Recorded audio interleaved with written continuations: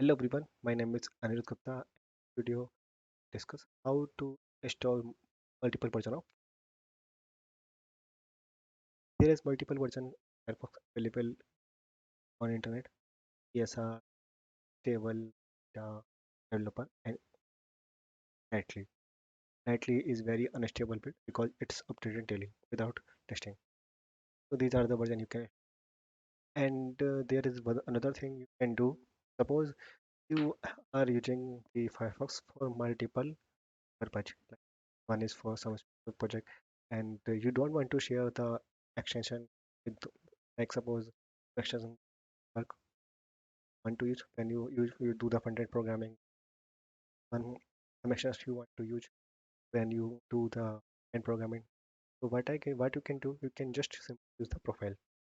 Profile is a feature which help you to have multiple profile in your tab. Like Chrome, what you can do, you can get multiple user. That is the easiest way to have multiple user. In Firefox, you can use profile. Suppose I want to go with different profile. What I can do, call P. P stand for profile.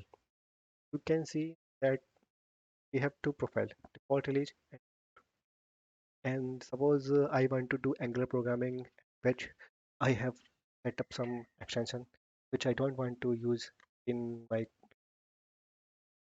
Firefox when I further work. What I can do, I can create a profile, set up. Whenever you do this, just make sure you are not enabling the syncing. Otherwise, what will happen? They all will be try to sync from server and will have the same extension configuration.